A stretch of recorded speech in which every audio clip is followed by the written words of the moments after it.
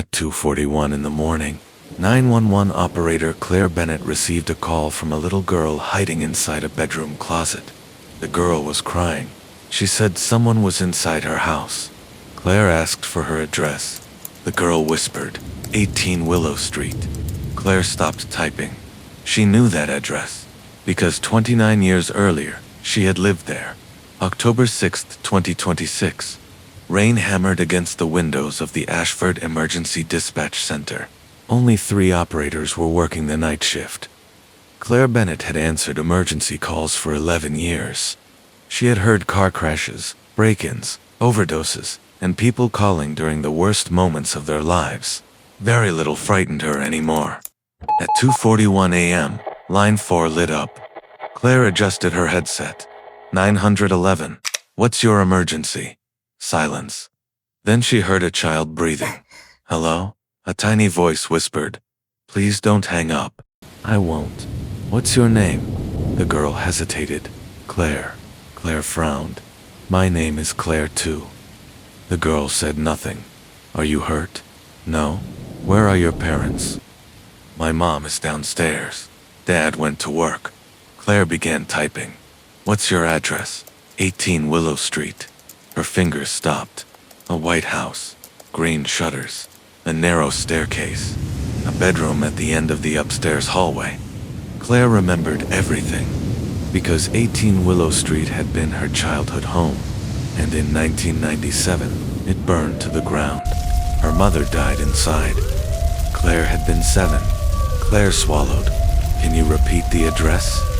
18 Willow Street. She opened the dispatch map. Nothing. The property was now an empty lot. Claire turned toward the operator beside her. Mark, check 18 Willow Street. He typed. No residents. That lot's been empty for years. Claire slowly turned back toward her screen. Claire, what year is it? The child sounded confused. 1997. A cold sensation moved through Claire's body. Then something crashed downstairs. The girl gasped. He's here. Who? I don't know. Did you see him? No. I never saw his face. Where are you? In my closet. Claire closed her eyes. She remembered that closet. The white wooden door. Flower stickers near the handle. A crack in the wall behind her clothes. She had hidden there the night of the fire, but she had never remembered why.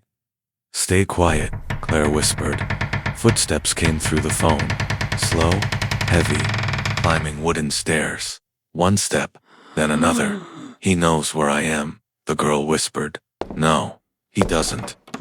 The footsteps reached the second floor, then stopped. A woman's voice called from the hallway. Claire. The girl inhaled sharply. Mom. Claire froze. She knew that voice. Her mother's voice. Exactly as she remembered it. Warm, gentle. Claire. Sweetheart. Come downstairs. The girl began moving toward the closet door. Claire shouted, Don't. But it's Mom. Stay where you are. The voice came closer. Claire, open the door, baby. The child started crying. That's my mom. Then Claire remembered something from the fire report. Her mother had died downstairs. She had never made it to the second floor. Claire stared at the monitor. That isn't your mother. Silence. Then, knock, knock. 3 slow knocks against the closet door. The girl covered her mouth. The voice outside whispered, You shouldn't have told her. Claire's blood ran cold. The voice wasn't talking to the child. It was talking to Claire. Mark. Claire pulled one side of her headset away. Trace the call. I'm trying. What do you mean? There's no phone number. Claire looked back at her monitor.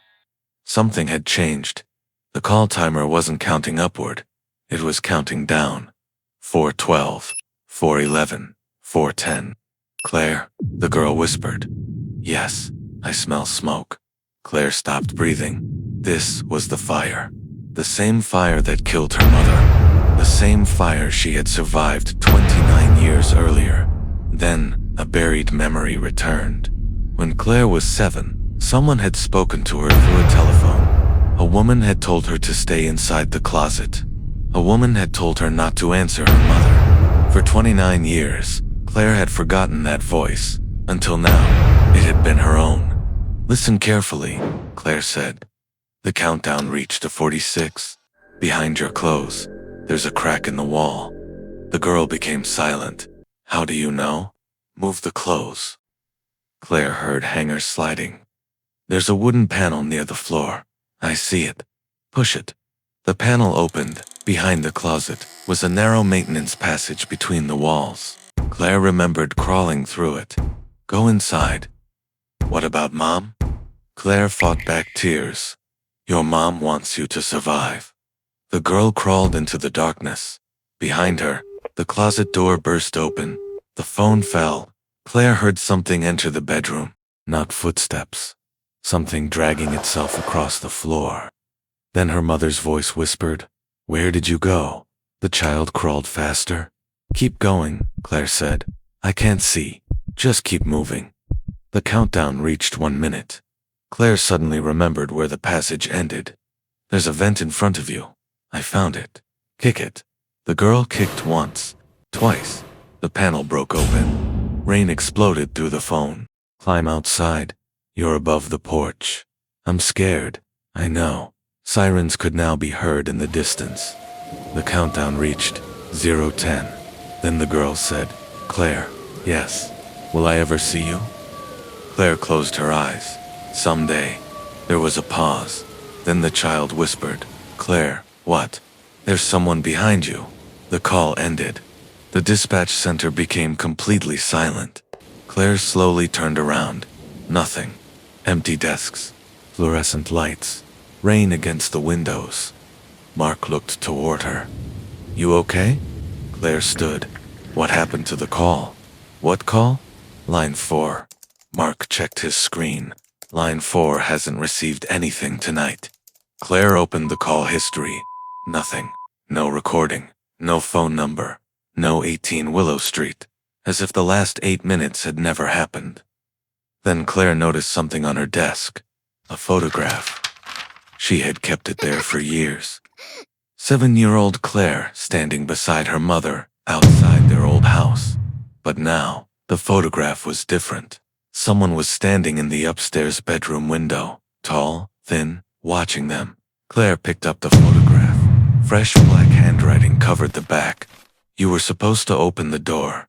The lights suddenly went out. Mark cursed somewhere in the darkness. A second later, the emergency generator started. Deep red backup lights filled the room. Claire heard something behind her. 3 knocks. Knock, knock, knock. They came from the supply closet directly behind her desk. Claire slowly turned toward it. Then, from the other side of the door, her mother's voice whispered, "Claire, sweetheart." Claire couldn't move. A long silence followed. Then the voice said, "You can open the door now."